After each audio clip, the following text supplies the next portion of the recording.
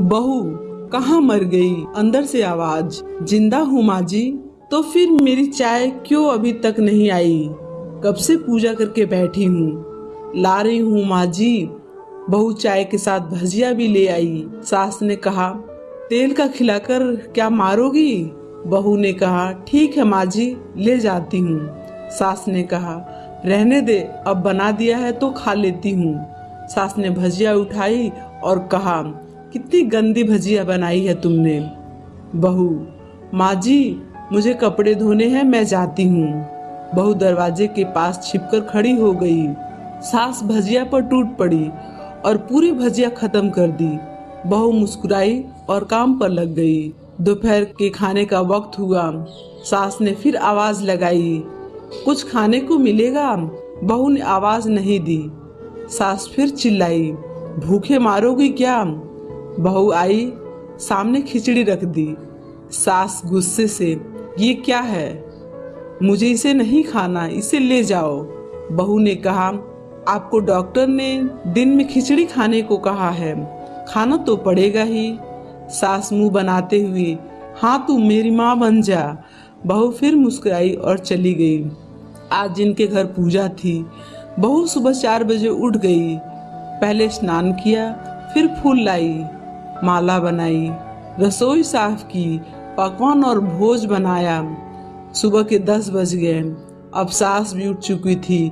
बहू अब पंडित जी के साथ भगवान के वस्त्र तैयार कर रही थी।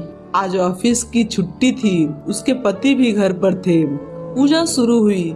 सास चिल्लाई, बहू ये नहीं है, वो नहीं है। बहू दौड़ी दौड़ी आती और सब करती। अब दोपहर के 3 बज गए थे। आरती की तैयारी चल रही थी। पंडित जी ने सबको आरती के लिए बुलाया और सबके हाथों में थाली दी। जैसे ही बहू ने थाली पकड़ी, थाली हाथों से गिर पड़ी। शायद भोज बनाते हुए बहू के हाथों में तेल लग गया था, जिसे वो पोंछना भूल गई थी। सारे लोग तरह तरह की बातें करने लगे। कैसी बहू है, कुछ नहीं आता, एक काम भी ठीक से नहीं कर सकती, न जाने कैसी बहू लाए हो, एक आरती की थाली भी संभाल नहीं सकी। उसके पति भी गुस्सा हो गए, पर सास चुप रही, कुछ नहीं कहा, बस यही बोल के छोड़ दी कि सीख रही है, सब सीख जाएगी धीरे धीरे। अब सबको खाना परोसा जाने लगा। बहुत दौड़ दौड़ के खाना देती, फिर पानी लाती। करीब 70-80 लोग हो गए थे। इधर 2 नौकर और बहू अकेली। फिर भी वहाँ सारा काम बहुत ही अच्छे तरीके से करती। अब उसकी सास और कुछ आस पड़ोस के लोग खाने पर बैठे। बहू ने खाना परोसना शुरू किया। सबको खाना दे दिया गया। जैसे ही पहला निवाला सास ने खाया, तुमने नमक ठीक नहीं डाला क्या? एक काम ठीक से नहीं करती, पता नहीं मेरे बाद कैसे ये घर संभालेगी। आस पड़ोस वालों को तो जानते ही हो ना साहब, वो बस बहाना ढूंढते हैं नुक्स निकालने का। फिर वो सब शुरू हो गए, ऐसा खाना है, ऐसी बहू है, ये वो वगैरह वगैरह। दिन का खाना हो चुका था। अब बहू बर्तन साफ करने नौकर के साथ लग गई। रात में जगराता का कार्यक्रम रखा गया था। बहू ने भी 1-2 गीत गाने के लिए स्टेज पर चढ़ी। सास जोर से चिल्लाई, मेरी नाक मत कटा देना, गाना नहीं आता तो मत गा, वापस आ जा। बहू मुस्कुराई और गाने लगी। सबने उसके गाने की तारीफ की, पर सास मुंह फुलाते हुए बोली, इससे अच्छा तो मैं गाती थी जवानी में, तुझे तो कुछ भी नहीं आता। बहू मुस्कुराई और चली गई। अब रात का खाना खिलाया जा रहा था। उसके पति के ऑफिस के दोस्त साइड में ही ड्रिंक करने लगे। उसका पति चिल्लाया, थोड़ा बर्फ लाओ। तो सास चिल्लाई, यहाँ दाल नहीं है। फिर चिल्लाता, कोल्ड ड्रिंक नहीं है, पापड़ ले आओ।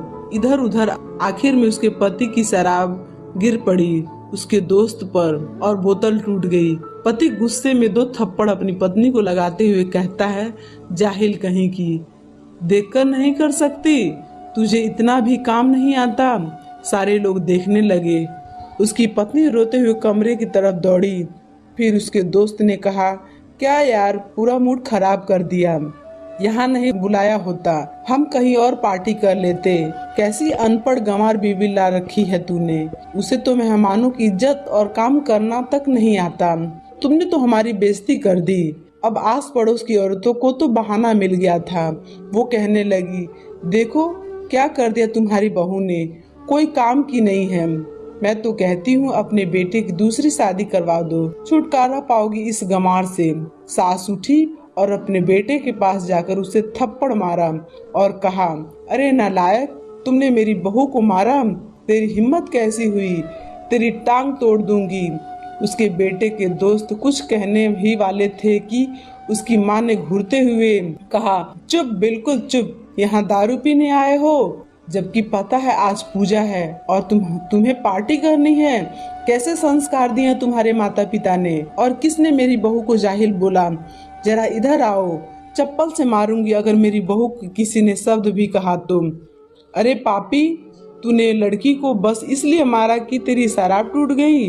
पापी, वो बच्ची सुबह 4 बजे से उठी है, घर का सारा काम कर रही है, ना सुबह से नाश्ता किया, ना दिन का खाना खाया, फिर भी हंसते हुए सबकी बातें सुनते हुए, ताना सुनते हुए घर के कामों में लगी रही। तेरे यार दोस्तों को वो अच्छी नहीं लगी। जूते से मारूंगी तेरे दोस्तों को जो कभी उन्होंने ऐसे कहा। उसके यार दोस्त चुपके से खिसक लिए। अब सास बहू के कमरे में गई और बहू का हाथ पकड़कर बाहर लाई। सबके सामने कहने लगी, किसने कहा था अपनी बहू को घर से निकाल के दूसरी बहू ले आना, जरा सामने आओ। कोई सामने नहीं आया। फिर सास ने कहा, तुम जानते भी क्या हो इस लड़की के बारे में, ये मेरी माँ भी है, बेटी भी। माँ इसलिए मुझे गलत करने पर डांटती है और बेटी इसलिए कभी कभी मेरे दिल की भावनाएं समझ जाती है। मेरी दिन रात सेवा करती है, मेरे 1000 ताने सुनती है, पर एक शब्द भी गलत नहीं कहती, न सामने न पीठ पीछे। और तुम कहते हो दूसरी बहू ले आऊं? याद है ना छुटकी की दादी, अपनी बहू की करतूत। सास ने गुस्से में पड़ोस की महिला को कहा, अभी पिछले हफ्ते तुम्हें मियाँ बीबी भूखे छोड़ घूमने चले गए थे। मेरी इसी बहू ने 7 दिनों तक तुम्हारे घर पर खाना पानी, यहाँ तक कि तुम्हारे पैर दबाने जाती थी, और तुम इसे जाहिल बोलते हो। जाहिल तो तुम सब हो जो कोयल और हीरे में फर्क नहीं जानते। अगर आइंदा मेरी बहू के बारे में किसी ने एक लफ्ज भी बोला तो मुझसे बुरा कोई नहीं होगा, क्योंकि ये मेरी बहू नहीं, मेरी बेटी है। बहू सिसकियां लेते हुए फिर कमरे में चली गई।